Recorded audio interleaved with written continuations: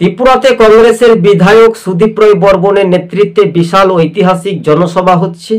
আর এই জনসভা মঞ্চ থেকে দেখা যেতে পারে কি হাজার হাজার জনজাতি ভোটাররা কংগ্রেসে সামিল হতে পারেন, তা কিন্তু স্পষ্ট হতে পারে।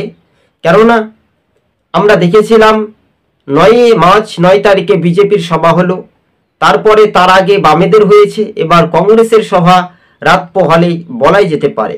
ত্রিপুরাতে আসছেন কানহাইয়া কুমার, কংগ্রেসের যুব আইকন বলাই যেতে পারে। দর্শক বন্ধুগণ, সবুজ বঙ্গ নিউজ চ্যানেলটি ভালো লাগলে প্রথম থেকে শেষ পর্যন্ত দেখবেন। চ্যানেলে নতুন দর্শক হলে অবশ্যই সাবস্ক্রাইব করে সঙ্গে থাকবেন। কার্যত রাজনৈতিক ময়দানে এটাই একেবারে পারস্পরিক সুদীপের দাপট।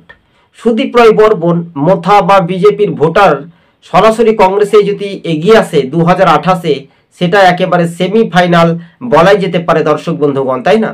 ভালো করে মনোযোগ দিয়ে শুনে রাখবেন। আমরা আপনাদের সঙ্গে এই প্রতিক্রিয়াগুলি তুলে ধরেছি উত্তর পূর্বে রাজ্যে ত্রিপুরার ভবিষ্যতের যে রাজনৈতিক যে সমীকরণ, সেটাই নিয়ে একটা কার্যত রাজনৈতিক মহলে আলোচনা থেকে আলোচিত বিষয় নিয়ে রাজ্য রাজনীতিতে কংগ্রেসের বিধায়ক সুদীপ রায় বর্মন, বিরোজিৎ সিনহা, গোপাল চন্দ্র রায়দের মতো হেভিওয়েট নেতারা এবং প্রদেশ কংগ্রেস সভাপতি আশিস কুমার সাহাদের নেতৃত্বে কংগ্রেসের আগামীকাল অর্থাৎ রাত পোহালেই বলাই যেতে পারে 11 তারিখে অর্থাৎ আগরতলা রাজপথে জনপ্লাবন বা জনঢল হতে পারে। কেননা কংগ্রেসের কর্মসূচি বিশাল ঐতিহাসিক সভা হতে পারে, আর সেখানে যোগদানের কর্মসূচি হতে পারে, এমনটাই সম্ভবত সূত্র মারফত খবর। সবুজ বঙ্গ নিউজ চ্যানেলটি প্রথম থেকে শেষ পর্যন্ত দেখবেন। চ্যানেলে নতুন দর্শক হলে অবশ্যই সাবস্ক্রাইব করে সঙ্গে থাকবেন। দর্শক বন্ধুগণ, আজকে ছিল আমাদের এই পর্যন্ত প্রতিবেদন।